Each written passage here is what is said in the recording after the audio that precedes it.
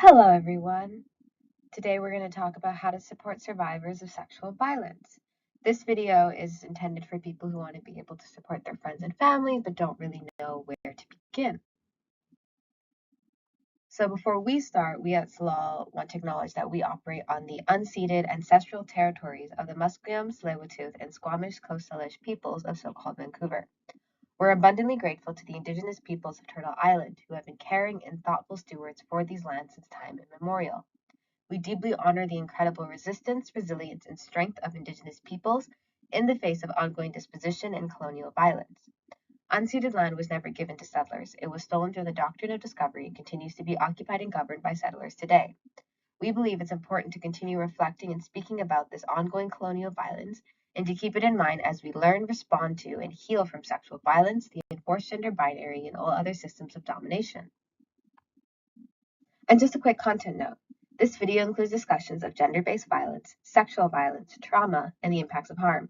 Some of this content may be difficult, emotional, or activating.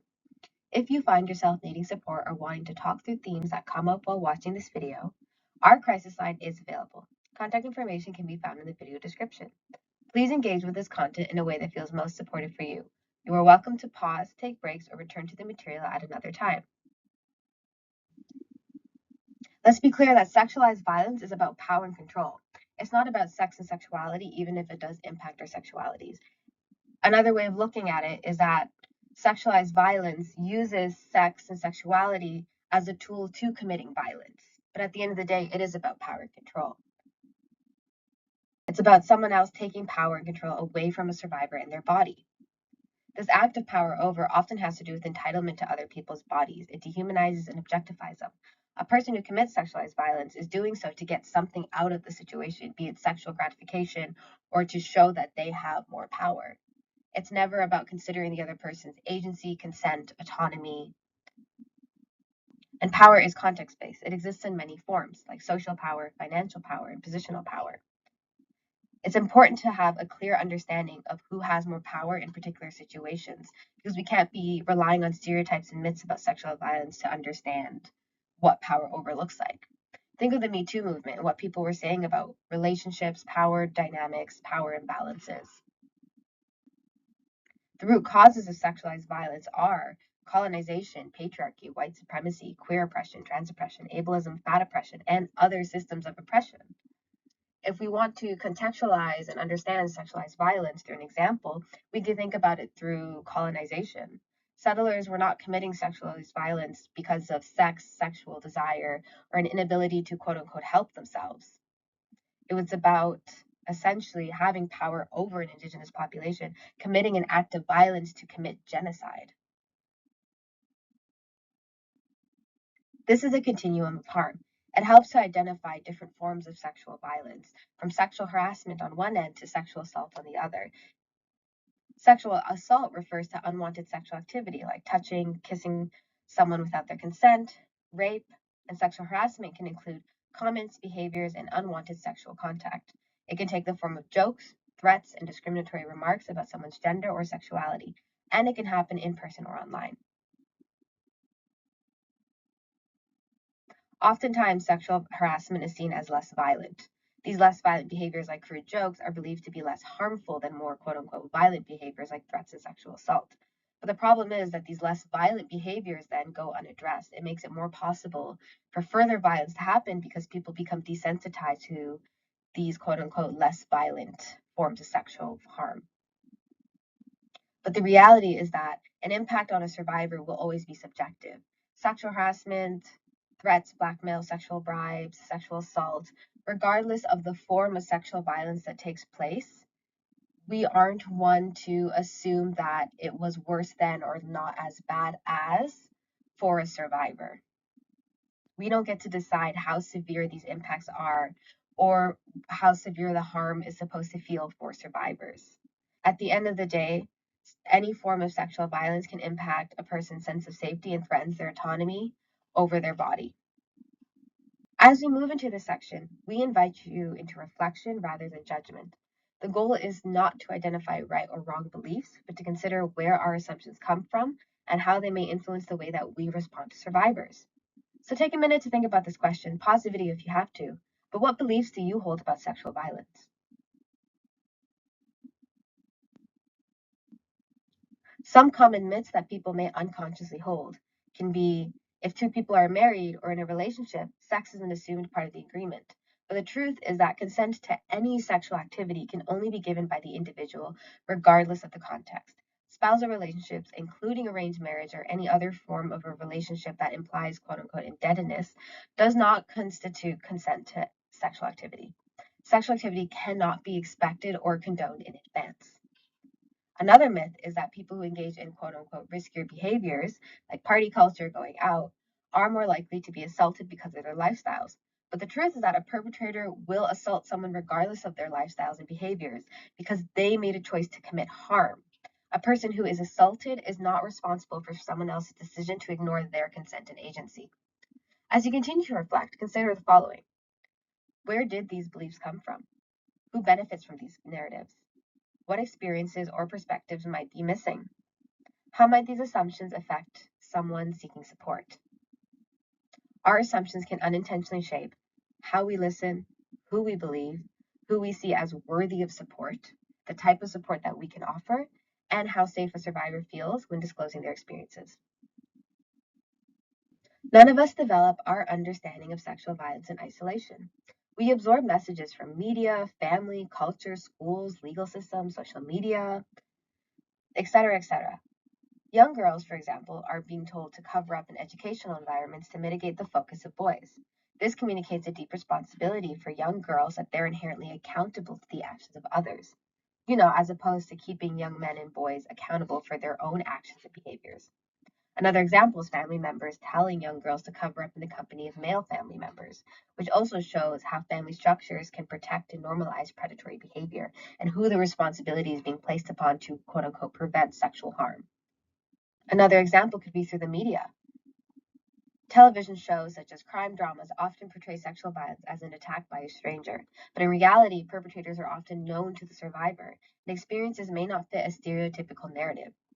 These portrayals that we see can influence who we believe and what we expect a quote unquote real victim or perpetrator to look like. Let's take a moment to pause and notice the first image, story, or person that comes to mind when you hear the word survivor. So, what are some characteristics of a survivor that come to mind? Again, you can pause the video if you need to take a moment to reflect on this. Many of us have been exposed to a particular image of who a survivor is through media, news, coverage, education, and popular culture. We might picture a young, white, cisgendered woman who is visibly distressed, physically injured, and harmed by a stranger. And while this experience can occur, it represents only a small portion of survivor experiences. Recognizing where our assumptions come from is an important step towards unlearning harmful stereotypes and building a more survivor-centered approach to supporting and understanding survivors and the people around us. The reality is that a survivor can be any gender, age, race, or culture, disabled or non-disabled, housed or in-house, and maybe even in relationships with the person who harmed them. And survivors may also respond to trauma in many different ways. They can be angry, calm, they could be laughing, disassociated. There's no single or correct way to respond to trauma.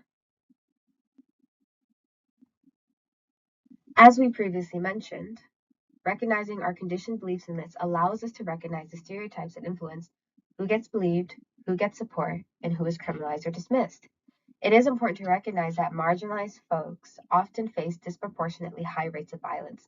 This includes Indigenous and Black women, trans and non binary folk, people with disabilities, sex workers, newcomers, elders, and people experiencing poverty.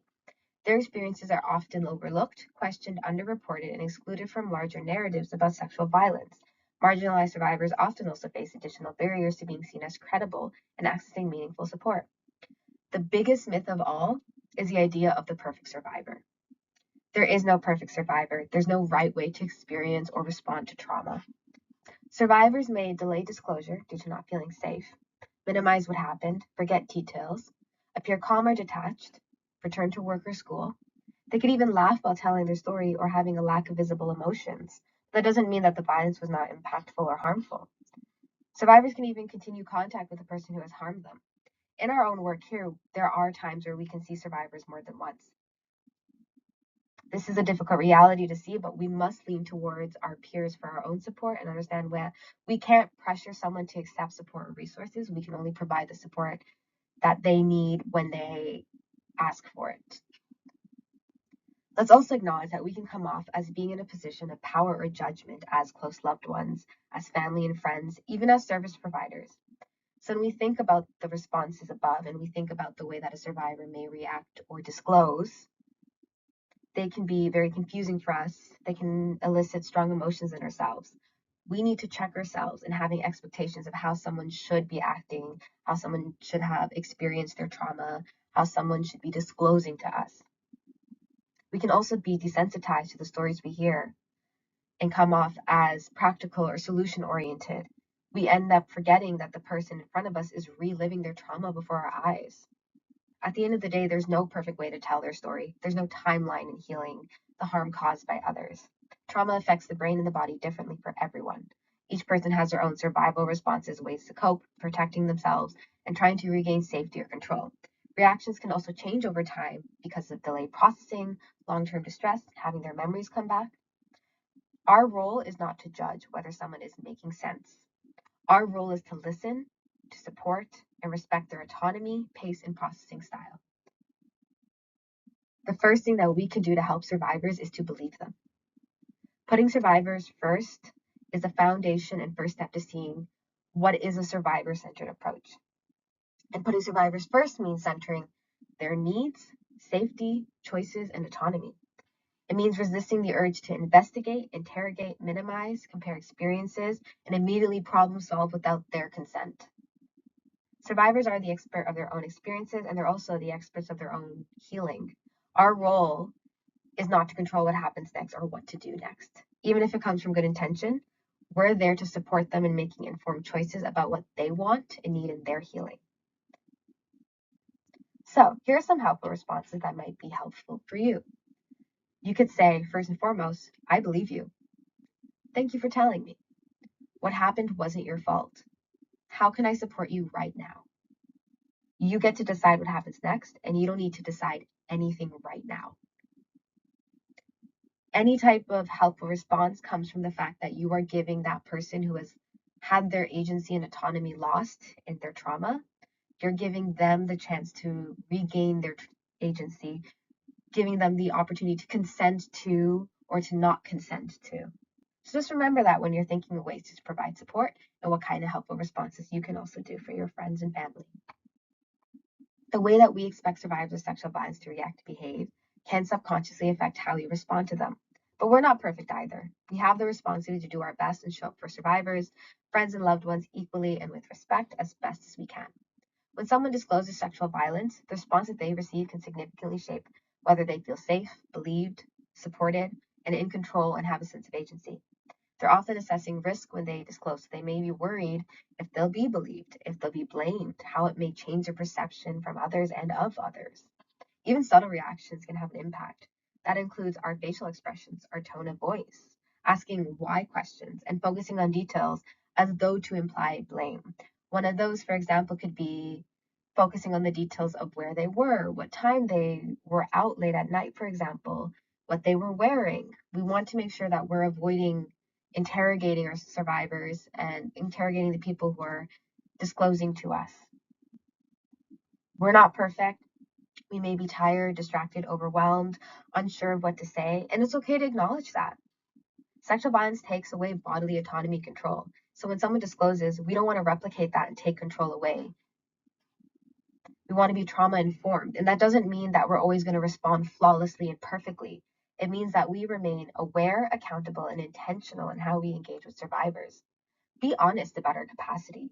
Lean on your other friends and family and community if you need to. And sometimes naming how we are showing up can help create transparency and reduce harm. You can just be honest with the person who's disclosing. Sorry if I seem a little rushed right now, but I want you to know that I'm listening. Or you could say, I may not have the right words, but I care about supporting you. The strongest sentiment that we can share is always that I believe you and I'm here for you.